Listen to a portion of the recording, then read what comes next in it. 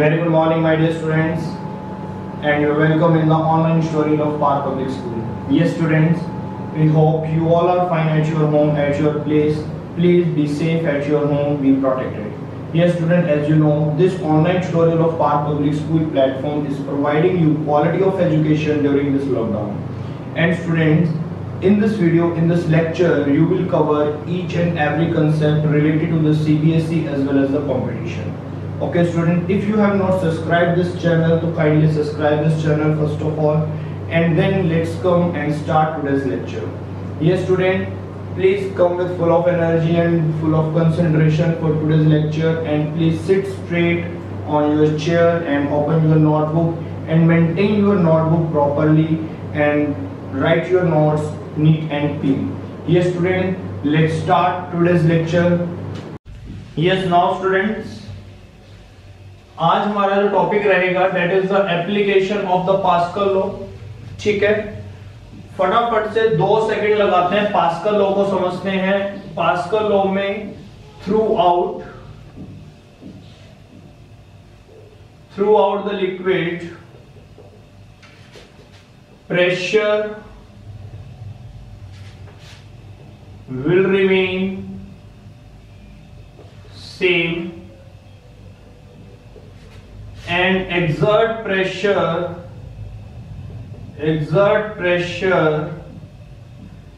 at 90 degree on the surface of object. ठीक है, तो पास्कल लॉ किसके लिए यूज किया जाता है? Used in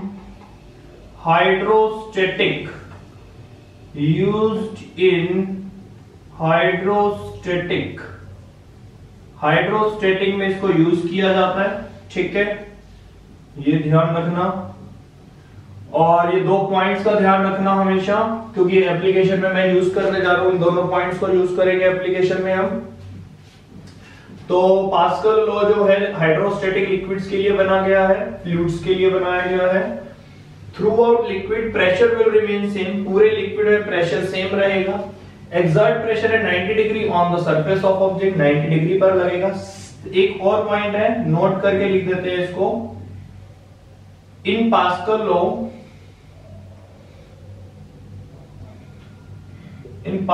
law gravity will be neglected. Gravity को नेग्लेक्ट करना है, ग्रेविटी को कंसीडर नहीं करना होता, इसमें हम सब जानते हैं. कल मैंने तुम्हें एक छोटा सा प्रूफ बताया था, फटाफट से दोबारा से देख लो एक बार प्रूफ को, जिसे कल समझ नहीं आया था. आज थोड़ा और कोशिश करो समझने की, कि अगर हमारे पास एक सरफेस है, उस सरफेस के ऊपर कोई एक मॉलिक्यूल रखा मैंने फ्लूइड का, ये फ्लूइड का कोई मॉलिक्यूल है. ये मॉलिक्यूल खुद पे खुद स्लाइड नहीं करेगा, खुद पे खुद चलकर नहीं जाएगा. ऐसा नहीं है कि मॉलिक्यूल खुद आगे चल पड़ेगा, नहीं. क्यों? ये हाइड्रोस्टैटिक है, रेस्ट में रहेगा. और हम न्यूटन का लॉ भी जानते हैं. न्यूटन का फर्स्ट लॉ कहता है कि कोई भी ऑब्जेक्ट खुद अपनी पोजीशंस को चेंज नहीं करता. ठीक है, उसको पोजीशन चेंज करने के लिए फोर्स की नीड होती है. जब तक हम फोर्स नहीं लगाएंगे तो ऑब्जेक्ट अपनी पोजीशंस को चेंज नहीं करेगा. तो यहाँ पर अब मैं फोर्स का मतलब होता है बेटा प्रेशर पर यूनिट एरिया ही होता है. ठीक है ना. अगर मैं बात करता हूं प्रेशर की, तो वो क्या होता है? फोर्स पर यूनिट एरिया, ये फॉर्मूला होता है. अगर एरिया 1 है तो P = F, मतलब एक ही बात है. तो यहाँ पर मैंने अब कुछ एंगल पे प्रेशर लगाया, कुछ एंगल ले लिया थीटा. मैं जान के एंगल 90 नहीं लूंगा, क्योंकि मैं प्रूफ करूंगा इस चीज को कि हाँ, जो पास्कल थे उन्होंने 90 डिग्री क्यों बोला था. ठीक है, मैं 90 नहीं ले रहा, मैं कोई भी थीटा ले रहा हूं. तो मैं ये देखता हूं कि ये वाला जो प्रेशर है ऐसे इस डायरेक्शन में है, ये P. ठीक है, तो इस पॉइंट की अगर मैं बात करूं तो ये भी कितना एंगल बना रहा है बेटा? थीटा एंगल ही तो बना रहा है. ठीक है, तो अगर मैं पॉइंट की बात करता हूं तो ये वाला जो फोर्स है ये कितना है? P sin theta. और ये वाला जो प्रेशर होगा ये कितना होगा? P cos theta. तो ये जो मॉलिक्यूल है हमारा, दैट मॉलिक्यूल इसको ये P cos थीटा इधर खींचता है और P sin थीटा नीचे की तरफ प्रेशर लगाता है, बट ये मॉलिक्यूल स्लाइड नहीं करता। तो हम यहां लिख लेते हैं, प्रूफ में लिख लेते हैं इन पॉइंट्स को। ये हम लिख लेते हैं here P is pressure, here P is the pressure per unit area, therefore P is equal to F। इसलिए हम P को F भी बोल सकते हैं, यहां पर हम P को F भी लिख सकते हैं, यहां पर F cos थीटा भी लिख सकते हैं और यहां पर F sin थीटा भी लिख सकते हैं। ठीक है, क्योंकि हमने यहां पर पॉइंट लिखा here P is pressure per unit area. Per unit area का मतलब हो गया P is equal to F हो गया। तो P की जगह पे तुम चाहो तो F भी लिख सकते हो, नो प्रॉब्लम। तो उसके दो कंपोनेंट्स बन गए, तो यहां पर वो भी लिख लेते हैं here F resolved into two components, दो कंपोनेंट्स में ये रिजॉल्व होगा। कौन कौन से कंपोनेंट में रिजॉल्व होगा बेटा? ये F cos theta and F sin theta. But यहां पर आ जाइए, but F cos theta has to be zero, इसको जीरो होना पड़ेगा। This implies F cos theta is equal to 0, but F cannot be 0, cos theta is equal to 0, this implies theta is equal to 90 degree। This is the proof of Pascal law। यही pascal law का proof बन गया। क्या मतलब हुआ इसका बेटा? थोड़ा ध्यान से समझना इस पॉइंट को कि इन केस अगर मैं यहां पर P cos थीटा दिखा रहा हूं या F cos थीटा बोल रहा हूं, क्योंकि P is equal to F तुम कर चुके हो, तो ये वाला जो फोर्स है, ये वाला जो कंपोनेंट है इस फोर्स का, ये कंपोनेंट जीरो होगा। बिकॉज अगर मैंने इसको जीरो नहीं किया तो इसका मतलब ये जो पार्टिकल है, ये जो मॉलिक्यूल है, ये जो एटम है, ये खुद पे खुद स्लाइड होने लगेगा, क्योंकि इसको यहाँ पर फोर्स मिलेगा, वो इसको खींचेगा तो आगे चला जाएगा। लेकिन ऐसा हम देखते नहीं है, जो रेस्ट में तो रेस्ट में ही रहता है, तो इसका मतलब ये वाली क्वांटिटी जीरो होती है, यहाँ पर कोई उसको खींचने वाला फोर्स नहीं होता, जिस कारण से ये रेस्ट में पड़ा रहता है, मूव नहीं करता। तो इसका मतलब P cos थीटा जीरो होता है। तो हमने यहाँ पर दिखा दिया है cos थीटा को जीरो। F जीरो नहीं हो सकता, cos थीटा जीरो हो सकता है। तो कब हो सकता है? जब थीटा 90 हो। यही कारण है कि एक्सर्ट प्रेशर एट 90, कि अगर ये वाला थीटा 90 डिग्री पे होगा तब वो हाइड्रोस्टेटिक पोजीशन में रहेगा। क्लियर है? तो ये छोटा सा तुम प्रूफ कर सकते हो। अब बात करते हैं इसकी एप्लीकेशंस की। इसकी जो एप्लीकेशंस है वो है हाइड्रोलिक मशीन्स। तो हाइड्रोलिक मशीन्स जो काम करती हैं वो पास्कल लॉ पर बेस्ड काम करती हैं। प्रिंसिपल उनका पास्कल लॉ होता है। तो पास्कल लॉ की ये सारी पॉइंट्स को तुम्हें याद रखना पड़ेगा कि पूरे लिक्विड में प्रेशर सेम होता है, 90 डिग्री पर होता है। ग्रेविटी को हम यूज नहीं करते, निग्लेक्ट कर देते हैं। ठीक है, चलिए यहां तक लिख लिया था सबने, नहीं तो स्क्रीनशॉट ले लिया करो।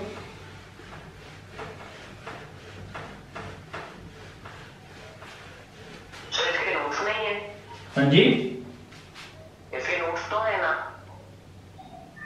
नोट्स कह रहे हो क्या? Yes sir. हाँ हाँ, नोट्स तो हैं। नोट्स तो मैं तुम्हें भेज दूंगा, जो ग्रुप बन चुका है ना तुम्हारा सबका, नोट्स तुम्हें प्रोवाइड हो जाएंगे। चलिए बेटा, now come to the application. Hydraulic machine.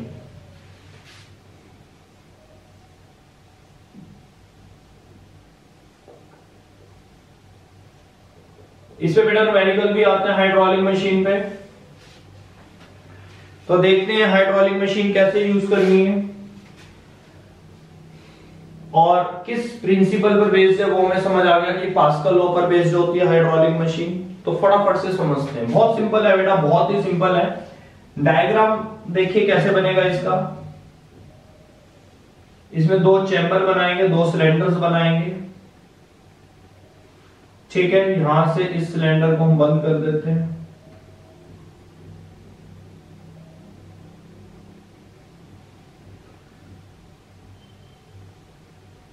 ये इसके अंदर एक पिस्टन,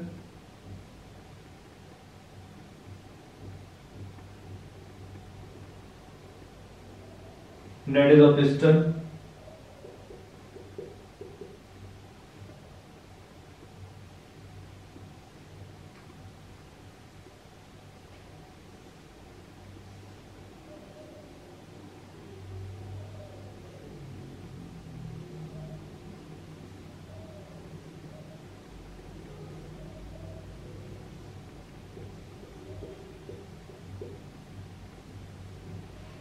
चलिए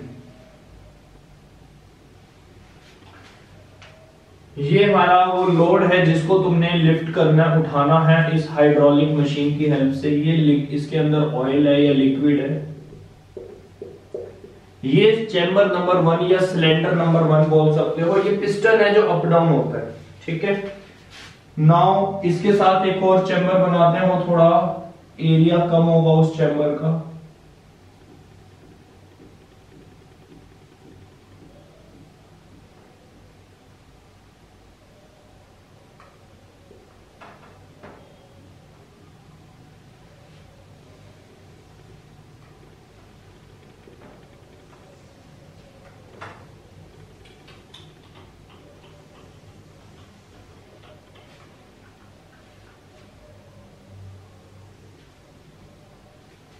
लीजिए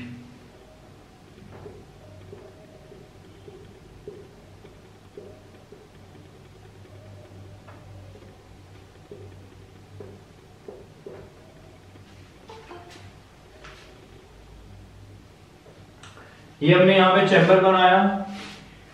इस प्लेट का, इस पिस्टन का जो एरिया लिया वो A1 ले लिया। इस पिस्टन का जो एरिया लेंगे वो A2 ले लेंगे। तो A1 is greater than A2, A1 बड़ा है A2 से। इसका जो फोर्स है बेटा वो F1 ले लेते हैं, ठीक है। इसको तुम्हें लिफ्ट करना है ऊपर की तरफ। यहां पर ये जो पिस्टन है ये, यहां से तुम जो फोर्स लगाओगे वो नीचे की तरफ लगाओगे F2। अब हमारा टारगेट है, हमें F1 चाहिए क्योंकि यहां पर हमने जो भी वेट रखा हुआ है उस वेट को हमें उठाना है। कार खड़ी है या कोई भी चीज है उसको हमें उठाना है, लिफ्ट करना है। हाइड्रोलिक मशीन है ये। हाइड्रो मतलब लिक्विड से रिलेटेड बात कर रहे हैं। इसके अंदर हमने लिक्विड को फिल कर दिया है और यहां पर हम ऐसे दबाएंगे इसको और ये उठेगा।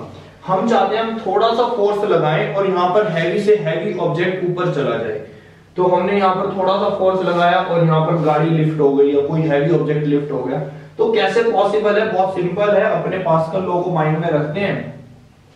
तो हम क्या निकालते हैं बेटा, इन दोनों को पहले हम देखते हैं कि इन दोनों के ऊपर प्रेशर कितना आ रहा है। तो यहाँ पर तुम कितना प्रेशर मेंटेन कर रहे हो। तो दो चैम्बर है यहाँ पर, ये सिलेंडर नंबर 1 है, this is the cylinder number 1 और यहां पर लेते हैं सिलेंडर नंबर 2, ठीक है। तो सिलेंडर 1 में कितना प्रेशर होगा? तो आंसर है इसका जो प्रेशर होगा P1 होगा, इसका जो प्रेशर होगा P2 होगा, ठीक है। जब हमने इसके ऊपर कोई फोर्सेस नहीं लगा रहे, एट दैट टाइम ये इक्विलिब्रियम स्टेज में होगा, इक्वल होगा, एक दूसरे को बैलेंस कर रहे होंगे। इक्विलिब्रियम स्टेज का मतलब है ये एक दूसरे को ना बैलेंस कर रहे होंगे। तो एट इक्विलिब्रियम,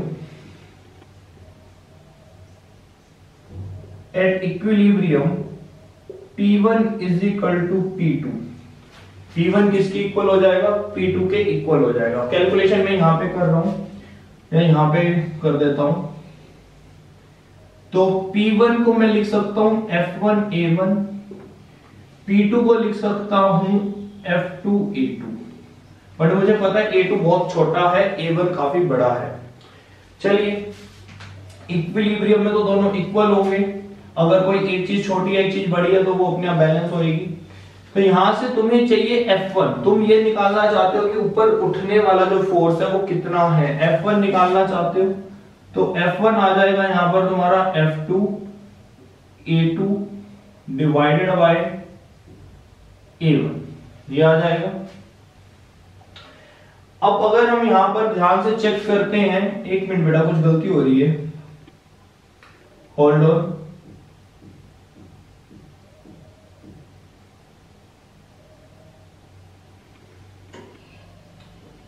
एक मिनट,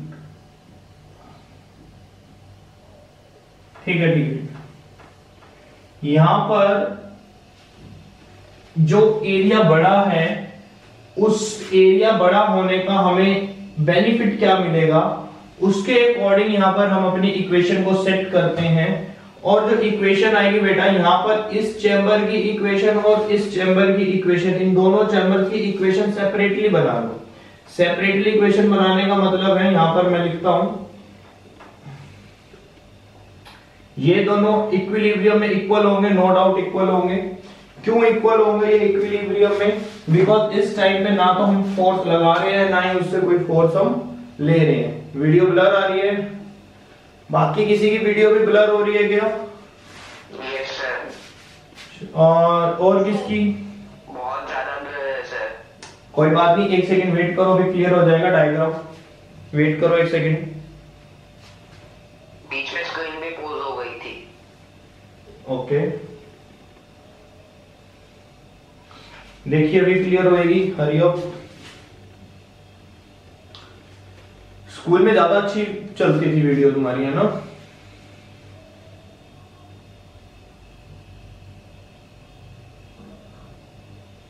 स्क्रीन पे पोज हो गई है।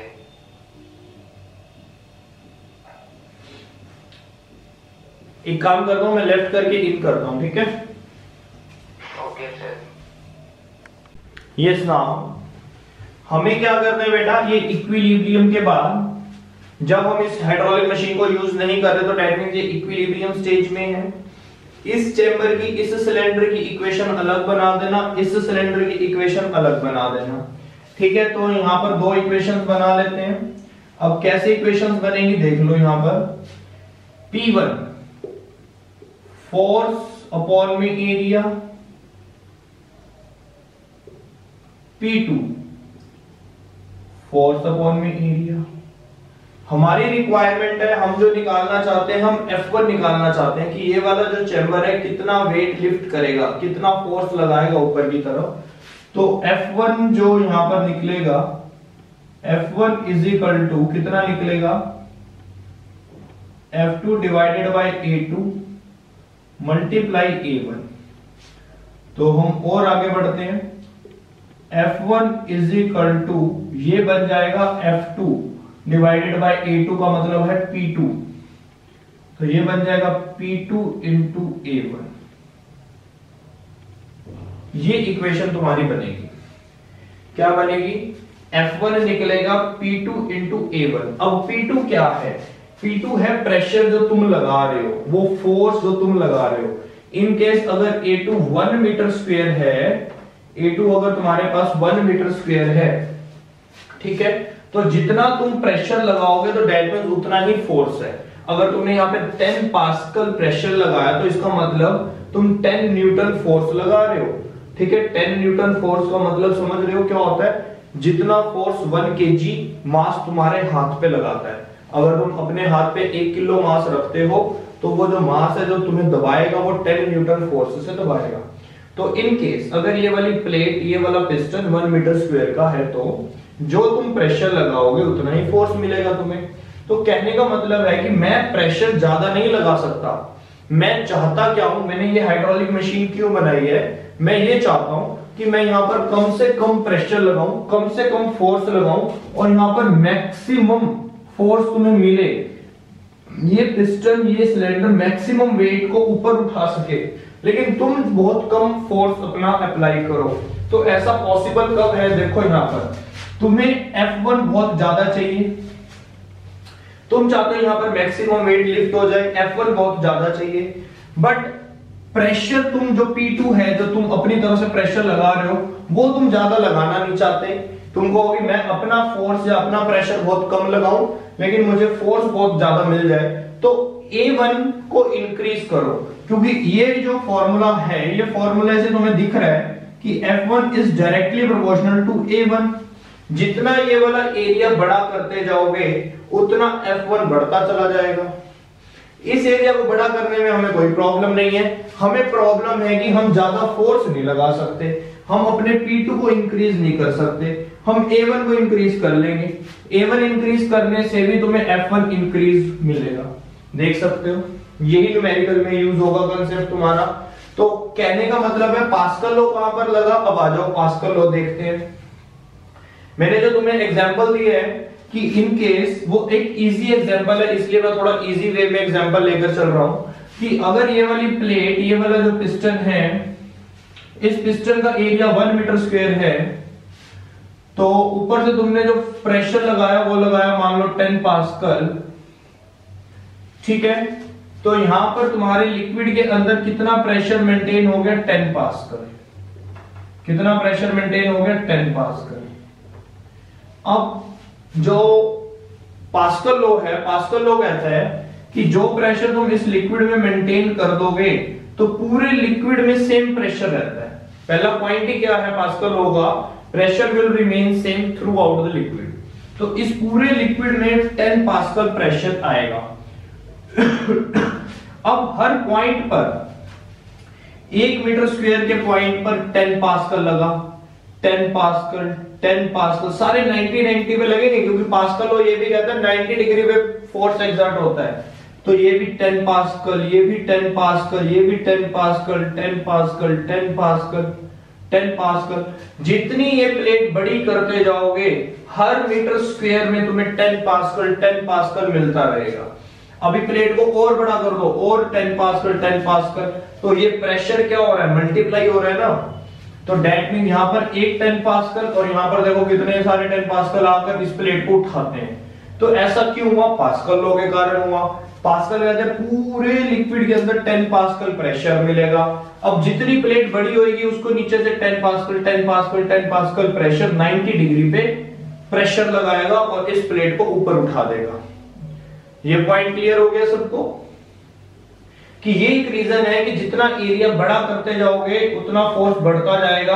क्यों, P2 उतना ही मल्टीप्लाई होगा इसके साथ, ये उतने ही टाइम्स प्रेशर इंक्रीज कर देता है, फोर्स को बढ़ा देता है। तो थोड़ा सा तुमने प्रेशर लगाया और यहां पर इतना ज्यादा वो प्रेशर हो गया इस एरिया के कारण। ये एरिया और बड़ा कर दोगे और प्रेशर बढ़ जाएगा। यहां पर हैवी से हैवी लोड भी क्या हो जाएगा, थोड़े से प्रेशर लगाने पर ही लिफ्ट हो जाएगा। तो इस टाइप की मशीन्स को बोलते हैं हाइड्रोलिक मशीन्स। और हाइड्रोलिक ब्रेक्स भी हम यूज करते हैं कार में हैवी व्हीकल्स में हाइड्रोलिक ब्रेक्स यूज करते हैं, प्रेशर ब्रेक्स यूज करते हैं। वो इसलिए करते हैं कि ब्रेक पैडल पर थोड़ा सा फोर्स लगाते हैं तो वो इतना ज्यादा फोर्स अप्लाई करता है कि गाड़ी रुक जाती है। ठीक है, तो ये है बेटा हमारा हाइड्रोलिक मशीन का कंसेप्ट। ये छोटा सा एक फॉर्मूला, ये छोटा सा कंसेप्ट, इक्विलिब्रियम पे दोनों इक्वल हो जाएंगे। और यहां तक ये न्यूमेरिकल्स के लिए भी बहुत इंपॉर्टेंट है, तो इसको समझ लो अच्छे से। किसी को कोई डाउट है तो बेटा पूछ लो। है कोई डाउट किसी को?